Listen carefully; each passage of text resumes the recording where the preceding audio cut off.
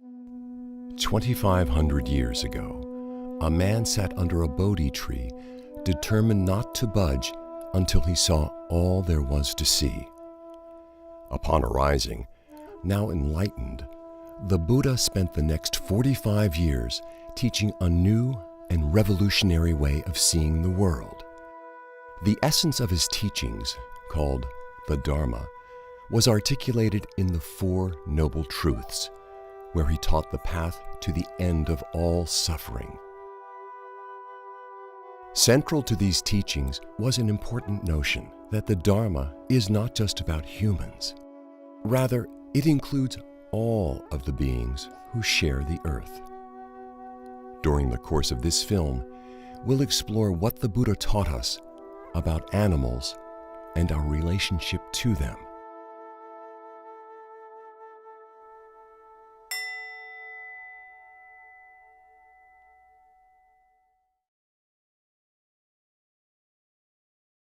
Most people raised in the West were taught that animals are very different from people. The food culture centers around eating animals. It's everywhere, in advertising, in restaurants, in the supermarket, and few people think twice before eating a hamburger, or steak, or a piece of chicken.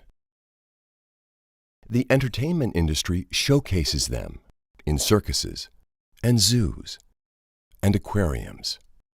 And the medical and cosmetics industries experiment on them.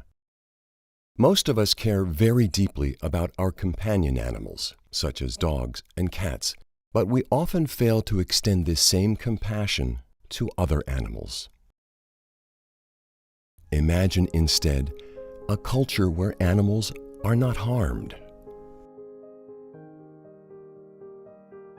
When people are introduced to the Dharma, one of the first things they're taught is the first precept: cause no harm. And they're taught that this principle of non-harm extends not just to humans, but to all beings. Unlike in Western culture, where animals are kind of considered a separate, almost a separate form of life, and humans are considered very, very different, in Buddhism, we're all considered to be just a part of nature. And that we all have the same, we could say 5 aggregates. We're all made up of the same kinds of stuff. So there's not a hard and fast dividing line between humans on the one hand and the creatures on the other. That's why the first ethical precept in the Buddha's teachings is not to take the life of any living being. So I think that's the fundamental stance from the point of view of the Dharma. As a Buddhist, when you take refuge in Buddha, Dhamma, and Sangha, one of the principles that by taking refuge in Dhamma and Buddha is that not harming other beings, not causing harm to other beings. That is the number one key principles that you take by taking refuge in Buddha, Dhamma, and Sangha. When I'm asked what's the major factor of Buddhism, I will say ahimsa. And ahimsa means non-harming.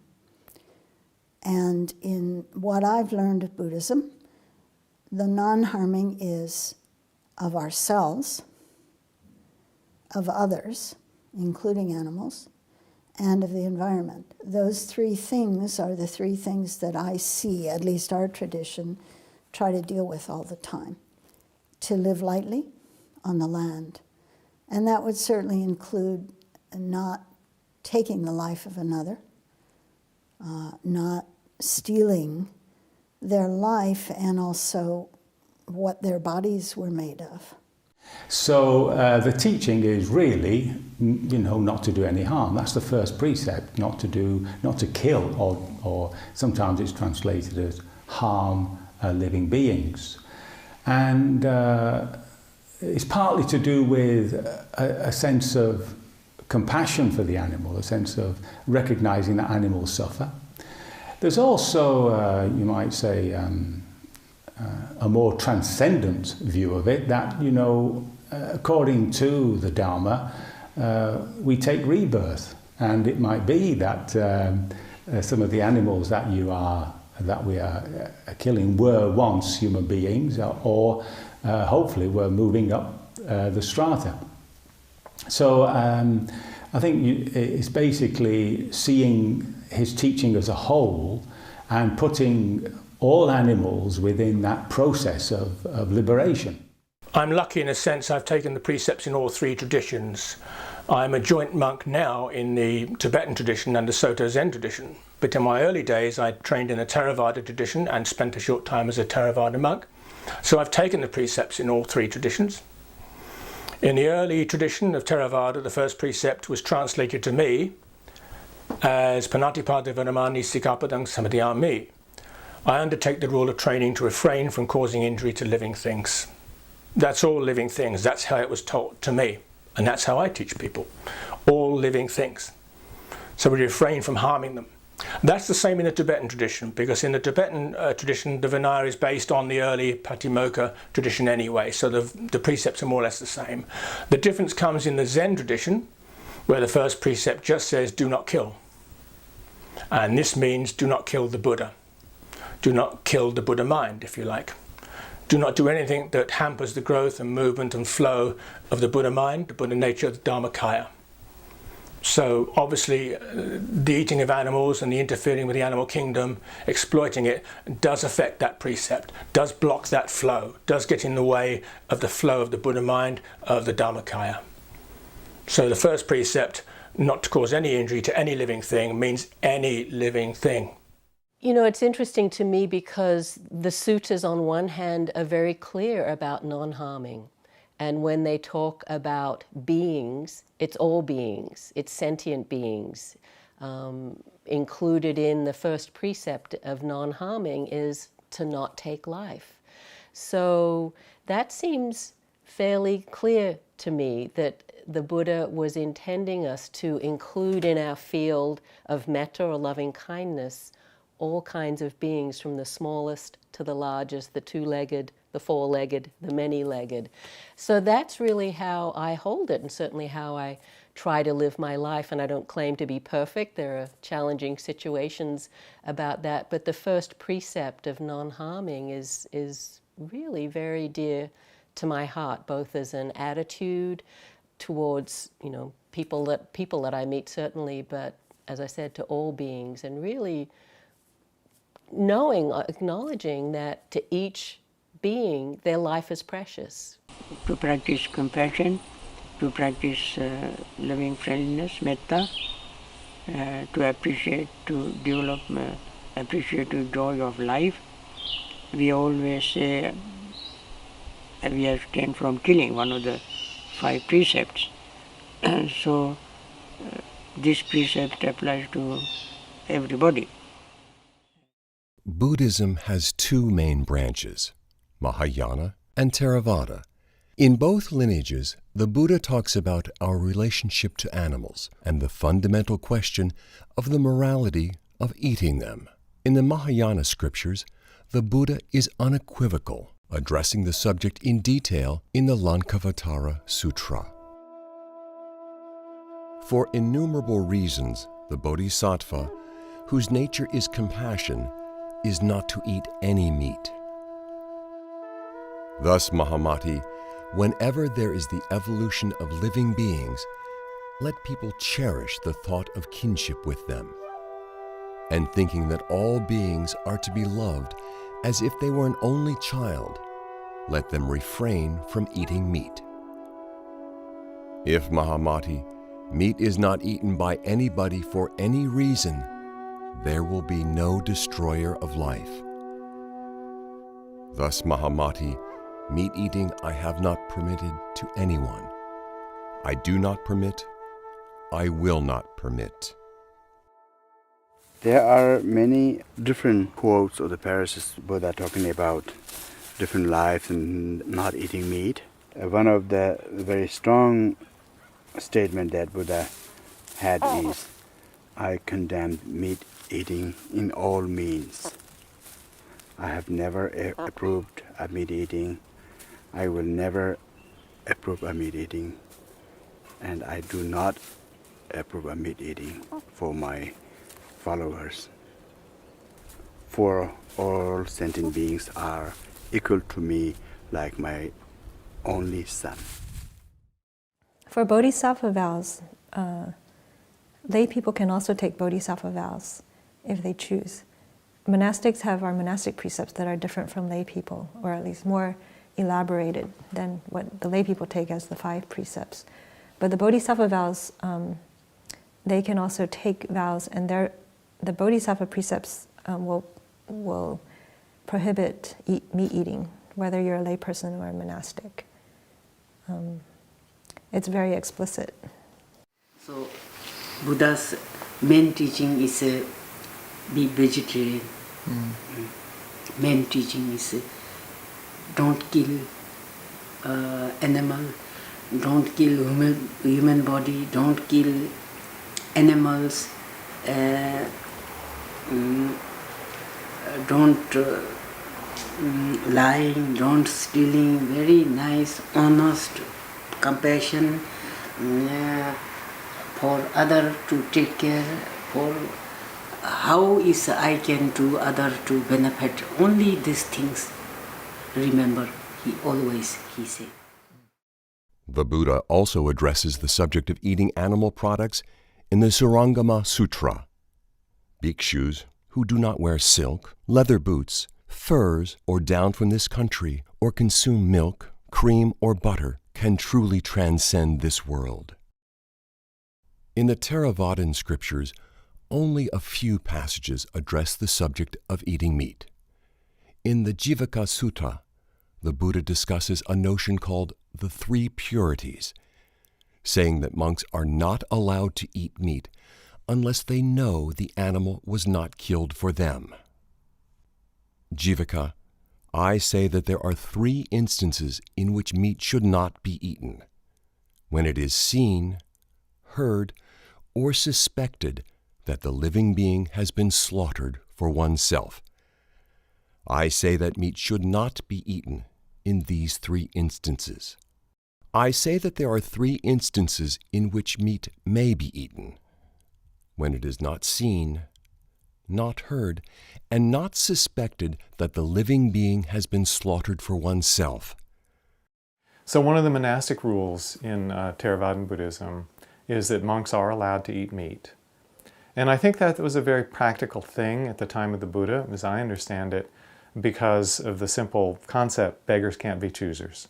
And we have these penniless, wandering vagabonds who need to sustain their bodies in order to carry on their Dharma practice. If they went from house to house and said, no, I have to have a special kind of food, no, don't give me that, it would have been much harder for the lay community to support them. So the Buddha said it was permissible for them to eat meat as long as they didn't know, hear, or suspect that the animal had been killed specifically for them. If they suspected that or knew that, then they weren't allowed to eat that meat. So I think what the Buddha was saying is that as agents, we shouldn't, where we have a choice, we shouldn't be involved in that chain of killing.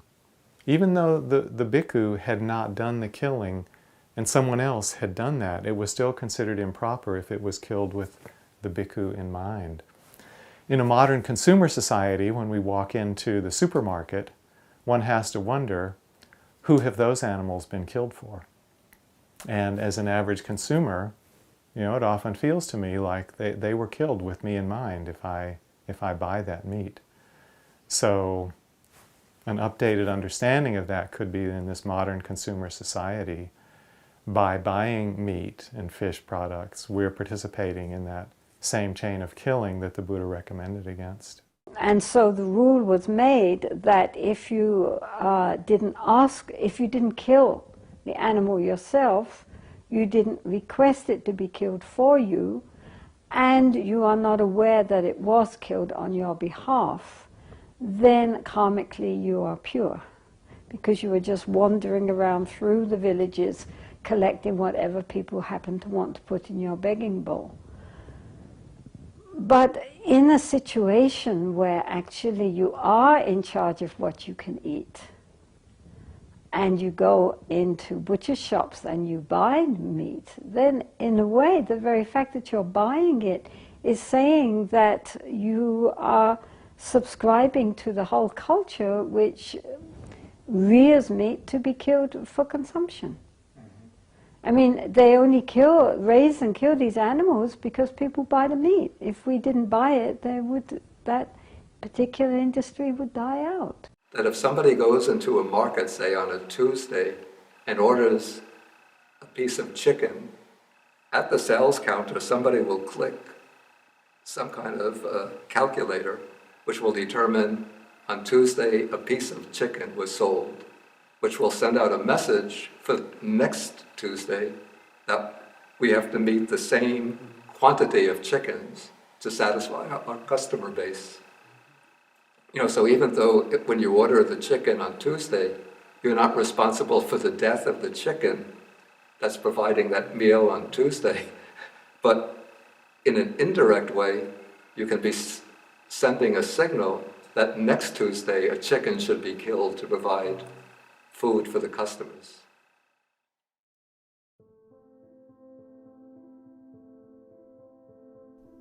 Many people who have not spent time with animals don't realize just how much like us they are. They're smart, sensitive, emotional, and it doesn't take long to realize that every animal has his own unique personality. However, despite their being sensitive, we often treat animals with extreme insensitivity, even cruelty.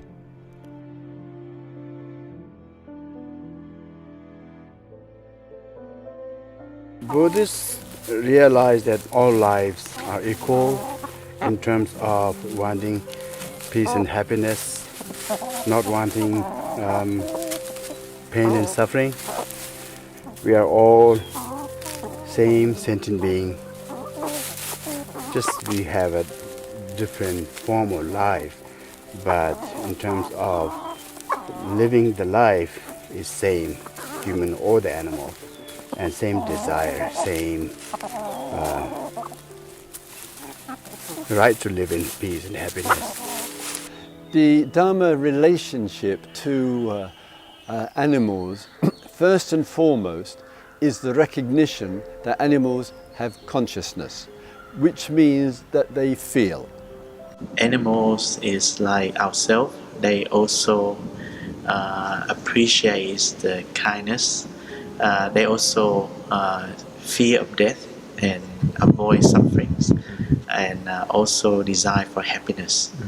I think we are human beings. We understand what is suffering and what is happiness, and also we are advanced enough to understand that the other animals also have that feeling as well. You only have to live in a place like this where we see deer out the window and the mother deer with her little babies in the spring, and how tenderly she takes care of them and how much they look to their mother for safety and protection and follow her and feel safe with her, and to know that there's a bond there that's really precious for them. And in seeing that, it opens our hearts to that sense of connectedness. So I think just for people to broaden their understanding of animals and the animal experience is an important part of this consideration of choices in what we eat. These animals are sentient beings that live, have their lives. And so I want to be able to treat the animal world with great respect, with great kindness, and that they have just as much right to be here as any other being. For most of us, besides our companion animals, our main relationship to animals is the food we eat. Yet because the process of food production is hidden from sight, it's easy to avoid the connection between the food on our plates and the animal she once was.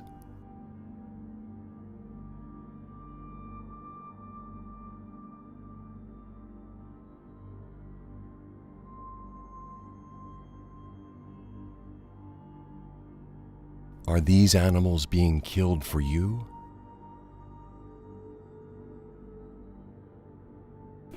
And normally people have no idea what animals go through.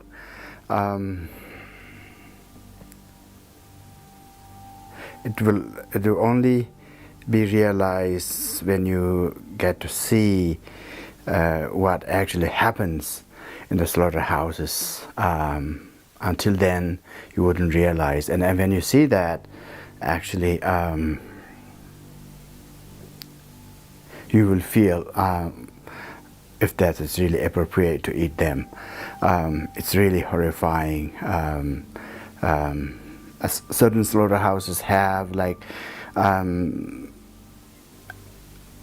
the entire animal that they are supposed to slaughter for the day are standing in a corner out there, and then the one by another being slaughtered in front of the rest of the animal, and then you can imagine how terrifying that experience would be. Just imagine yourself being out there and all your friends and colleagues are being slaughtered and you are in the line, just a step away from that terrifying thing. According to most religion, talk about hell like most horrifying suffering realm, but I can't imagine there is something more horrifying and painful, so-called hell, than those horrifying experience when you are lined up in the slaughterhouse. Just heartbreaking. So we need to actually see those things so that how we humans are actually causing so much trouble to other fellow sentient beings. It's said that throughout the average lifespan of an American who lives to be maybe 75, he or she will be responsible for the deaths of 15,000 animals, from large to small, on an average American diet. So that's a lot of killing, that's a lot of karma to be responsible for. There's not so much separation. There's an apparent separation between us and other creatures, but actually when we become very sensitive, we can feel that when we see another being in suffering, that we feel the suffering too. So usually this is a very human response. You cannot bear to see an animal killed in front of you or being, dying in front of you. Just as I wouldn't particularly like someone to kill and eat me, I don't think any being wants to be slaughtered and killed and eaten. And especially considering the manner in which animals are killed in this day and age, the terror and trauma that they go through in the process. How can we sit down and eat them? The Buddha really expressed his teaching, or reduced his teaching, in a very simple formula. He said, in the Pali, it's dukkha, dukkha, nirodha, it's 3 words. He said that he basically taught suffering, which means how it arises and all that, and the end of it, how we bring it to an end. Now, anybody in contact with suffering is moved by it. There's when we see somebody suffering or an animal suffering, there's a resonance in our own hearts which connects us with that suffering. We can call it a sorrow, and that sorrow drives us to try and do something about that person or that animal. I don't think that by my eating vegetarian or my becoming vegetarian, being vegetarian or my other people becoming vegetarian, the world will stop killing. No matter how many people become vegetarians, the world will not stop killing. But we can minimize the amount of animals raised in farms for killing. The number of animals slaughtered can come down if people become vegetarians. A lot of people pay attention to the precept about not taking a life, and that makes sense. That's kind of obvious. Almost every world religion has something about not killing, and there is no asterisk. It doesn't say humans. It says thou shalt not kill. Same with the Buddhist precepts. It doesn't say just humans. It says we shall not take breath away. We should not take a life. But the precept that gets very little attention, that I think is very important and related to that, is the precept of not taking that which is not freely offered. Because when we take cow's milk, that milk was created by the mother cow for her offspring. And when we take that milk away, we are taking that which is not freely offered. And when I say not freely offered, it's not freely offered for a number of reasons. There's a price the cow pays. The baby is taken away from the mother soon after birth, within days, so that we can take the milk. And I find that heartbreaking. And I've heard cows crying for one another. The mother cow is just belting and screaming for the baby, and the baby is crying for the mother, and it's heart-wrenching. We do that routinely so that humans can take the milk. To me, that is stealing. Also, we take the life of the cow in that after her production falls and she's not as productive as she was, that's another way we're taking her life, and we're taking that which is not freely given. It's not freely given because she gives her life for the milk industry. Even on the most humane farms, even where the cow is treated beautifully during life, she is repeatedly impregnated, repeatedly impregnated. It's a 9-month gestation, just like humans. She gives birth, and then the baby's taken away. And she has to be repeatedly impregnated so that she will keep milk flowing at the production levels that we've bred them to produce, and it's unnatural. So they're frequently uncomfortable. The udders are frequently distended and get mastitis and other problems. And we're stealing the milk from the baby whose milk it should be. If you look at the life of a chicken raised for her eggs, they're all born in incubators. They don't have the benefit of their mother nurturing them. And then, of course, half of your little chicks are going to be males. And those male chickens that are raised for their eggs are not going to be good flesh producers. They're small animals that put all their nutrients into producing a large number of eggs. So the little male chicks are just ground up alive when they're less than a day old. And the females that are kept, then they have the tips of their beaks seared off. They're debeaked.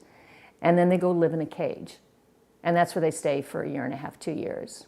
And after that, their egg production decreases, and so they're gassed or they're sent to slaughter. So whether it's a free-range farm, a cage-free farm, or a battery farm, chickens have a horrendous life. When everybody gets before King Yama after they've died and they start blaming each other. If you didn't want to eat it, I wouldn't kill it. And if you didn't kill it, I wouldn't sell it. And so we have the buyer, the seller, and the slaughterer all putting the blame on somebody else, when in fact, truly, it is interconnected. If you didn't have one, you wouldn't need the other.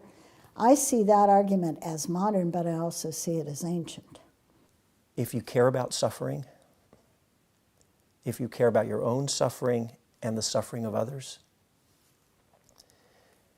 then you want to know what that person, that other being's experience is. And you don't want to turn away, right? You want to know. You want to know how am I acting? What am I doing that I may not have been aware of that's creating difficulty and suffering? I think that would be true for anyone who cared about suffering. And you don't have to look very far or hard to see the suffering that comes, obviously, from killing animals.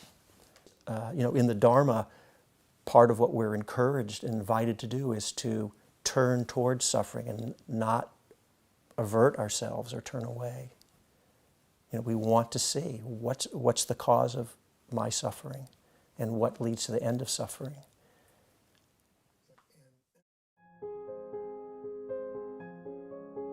Of all the things we can do to help alleviate the suffering of animals, the most important is to stop eating them.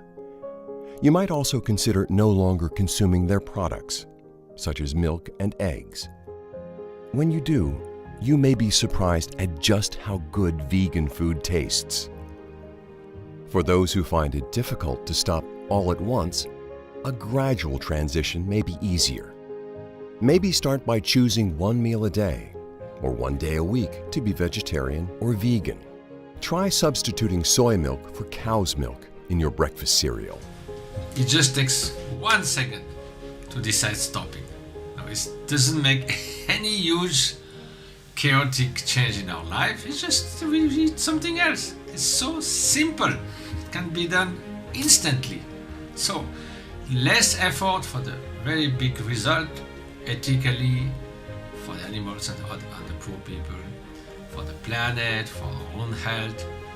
It seems a sensible mind should say this is not an extremist perspective, this is a most reasonable and compassionate point of view. It's also about the environment that we need to protect. The environment, not just about water and atmosphere, greenhouse, but it's also about forest, it's also about other form of life that we need to protect because it's an important ecosystem. So I think vegetarians is a very holistic approach that for us to embrace all that awareness and also the kindness and compassion practice are very much together in a very holistic way. The point with vegetarianism is that in this modern day and age where food is so easily obtained, there doesn't seem to me to be too much excuse to eat any kind of food which has caused pain to another being. I mean, it doesn't seem to fit in with our whole idea on compassion and bodhicitta. Previous to my monastic ordination, I was married and I had a child. I was once out with my son in his stroller. A lady came by and was admiring him and went for that typical pinch the chicks little movement and said something to the effect, "You're so cute I could eat you." And at that moment, it hit me like the proverbial ton of bricks that all the animals that are ever eaten are somebody's child. And I certainly didn't want my child eaten, even figuratively. So that was my transition from being a health-conscious vegetarian to an ethical vegetarian. How can we bring this compassion to all beings?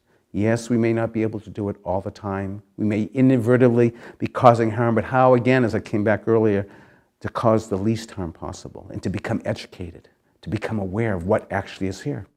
In early days of my life, I was not a vegetarian. I ate all kind of meat. But later on, purely because of my conscience, I thought it would be much better if I become a vegetarian. I have seen animals being slaughtered. I have seen animals raised for meat in farms and so on. I have seen animals suffering.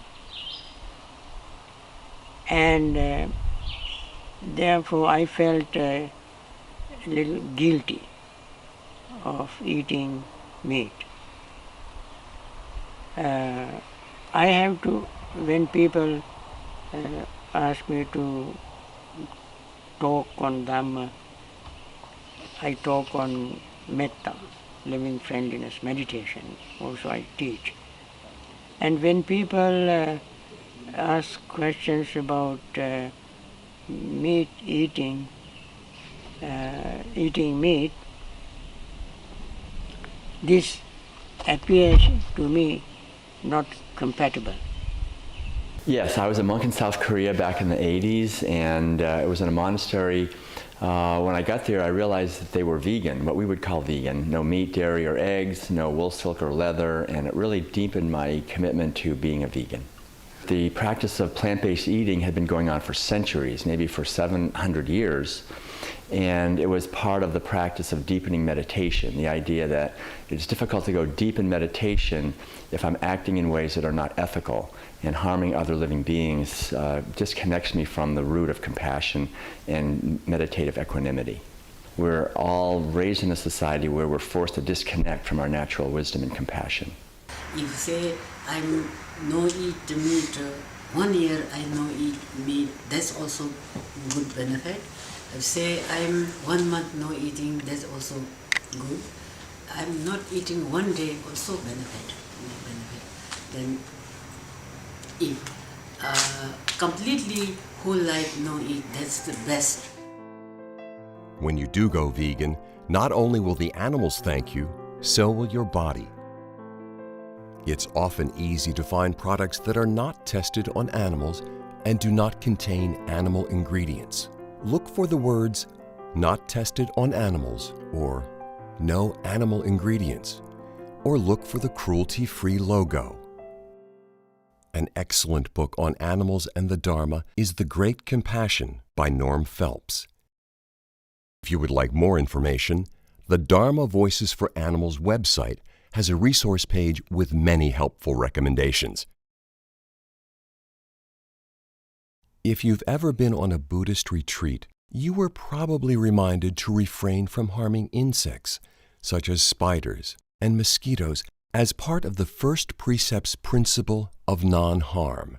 Try extending this practice into your everyday life. If animals come into your home, consider trapping and releasing them. Another thing you can do is talk to people about our relationship to animals, engaging them one-on-one, or starting a discussion within your Sangha. You can also arrange for a screening of this video. Talking with others about this issue is an opportunity to practice right speech. It's important to always be respectful and make it clear that you are not telling people what to do or judging them. Instead, you are simply asking them to consider this important issue. When people reach this point in their practice where they're investigating the question of vegetarianism or veganism, they really have to examine it from a lot of different alternatives.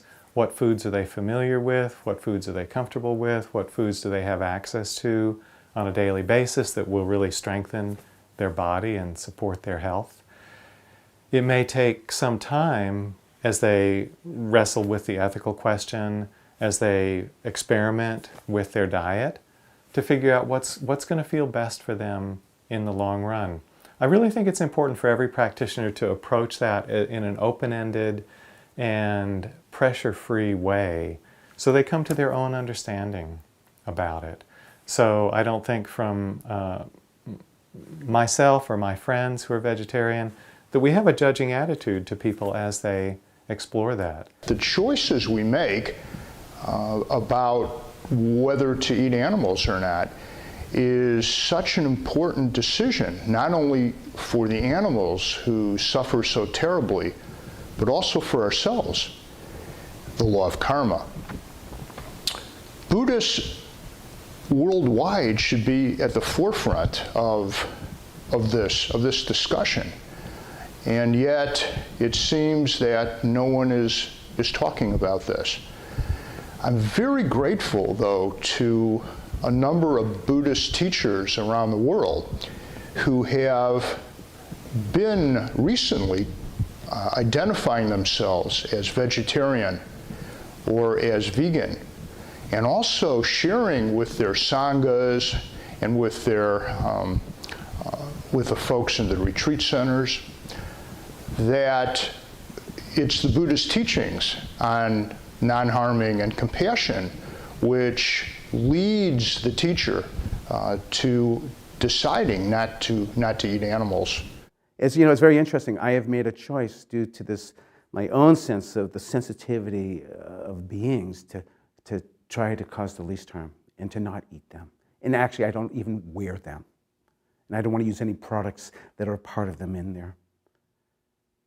But I also know, I wear these clothes, I use a phone, I drive a car, and it could be also part of exploitative labor. I mean, it's impossible, as I said earlier. It's impossible not to cause harm, but how can I cause the least harm? And let us make a conscious choice. So, my dear friends, sisters and brothers, colleagues in the Dharma world, I invite you to bring awareness and let your awareness in these teachings of the Dharma inform you. I've spent a lot of time trying to understand why it's so hard for people to become vegetarian. It's come down to, for me, two main reasons, both of which are Buddhist concepts. The first is conditioning. We're taught that it's okay to eat animals. We're told by our parents, we're told by society. It's constantly reinforced. And when we're conditioned our entire lives to see things one way, it's hard to see them another. And this really goes to to really Buddhist training, where we spend our time reconditioning ourselves. But it does start with an intent to recondition ourselves, and it's a process. And I think the second reason, and probably the biggest reason it's so hard for people to stop, is desire. And it's not a simple desire. It's craving, it's clinging, it's attachment. We like eating meat. We like the way it feels. We just don't want to give it up. And this, of course, goes to the heart of the Buddhist teachings, the Four Noble Truths, dependent origination. And we know that desire is the cause of suffering. In this case, the cause of your suffering and the cause of the suffering of other beings. And it's only through overcoming desire and giving up our attachments that we can put an end to suffering. It's what we do that defines us. It's how we act and how we behave that defines us as Buddhists, not what we say or chant about or what pictures we have. So we really have to wake up to what we are and what our responsibilities are and be honest. It's very difficult to be honest and just look at yourselves, those who eat meat, just reflect. It's because you like it, isn't it, really? I've heard people say, I'm just not ready to give it up yet. So that's an honest answer. One could explore that, and there could be a lot of what's going on if you were to unpack that. You know, what's holding you on to that? If you've gotten to a point where you can say, I'm not ready to give it up, that is saying, well, there's something really, maybe I would want to entertain or that I could, but I'm not quite ready to go there. Interesting place for someone who can say, I'm not ready to give it up. So you know you're causing harm or there's something about it. I would see that as to be a really rich and fruitful area for investigation. I think the only thing that I wish for within the Dharma community is not to push my ideas of veganism on you, but to investigate for yourself what is true. And to know that when you're eating a burger or meat, it's flesh and it's the skin of an animal, and let that not be denied. And so I don't want to be critical of my sisters and brothers in the Dharma, but I do wish for you all to look very closely at what actually it is that we're putting in our mouths. Our relationship to animals provides an excellent opportunity for developing our practice. By being continually mindful of how our actions impact animals, we can cultivate compassion and non-harm and other wholesome Buddhist qualities. And it's always been my preference to be vegetarian since I became a Buddhist. Compassion is always defined very simply with the same fixed expression, which is it's the quality of the heart, or it's the quality that makes the heart of a good person tremble with the suffering of others, and it's the wish to alleviate the suffering of others. So it would seem to me sort of intuitively that if one has this deep quality of compassion, that one doesn't want others to suffer, and one knows that either ordering meat or consuming meat is going to, through some chain of causation, bring about even the cruel upbringing and the slaughter of animals, that out of compassion one would adopt vegetarianism. So that's why it seems to me that if one takes the ethical principles of Buddhism, in my own reflection, and tries to be strictly consistent with them, it would seem to entail an obligation to observe vegetarianism, at least in countries where one does have an option. The heart of the Buddhist path is compassion. That means to value others. If you value others, you value their well-being and you're concerned by their suffering. And so it seems that aberrant to survive at the cost of others' suffering. And so if we can do it, if we can survive, so of course that means the condition that in which we can find other types of means of survival, then for me it seems to be a must in terms of Buddhist practice. We are engaged in sharing with our brothers and sisters in the Dharma this understanding that compassion is the highest form of wisdom, and that compassion for all is what we are called upon to have and feel and develop. Compassion, again, is just that movement away from harm to protection, to doing good. It's just a natural process that happens once you refrain from doing harm. Well, to quote George Bernard Shaw, animals are my friends and I don't eat my friends. For the Buddhist community, my brothers and sisters, my appeal for you is that since we took refuge in Buddha, Dhamma and Sangha, and we took the basic principles from among them, number one is not killing. In terms of not killing, it's not necessarily mean that you go kill, but it's also causing the killing. So which means when you eat other animal, you are the cause of that killing. So my appeal to you is that try to learn about a vegetarian lifestyle, try to learn about a vegan lifestyle, which is way healthier, more compassionate lifestyle. So please try that, because we have taken certain principle before the Buddha, Dhamma and Sangha, and if we don't follow our principles, then we are just named Buddhist.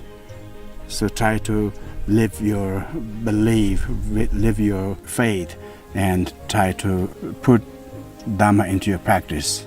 For all of us, none of us are going to be perfect. We're going to have places, but what happens is our awareness and our deepening and our ability to actualize the first precept of non-harming, it grows as a fruit of all the other parts of Dharma practice that we're doing. So the basic sense of compassion is also explained in the Metta Sutta when the Buddha said, just as a mother protects with her life her child, her only child, so with a boundless heart should one care for all living beings. Just like us, animals want to live lives free of pain and suffering. And it is up to each of us to make choices that respect all of the creatures of the earth.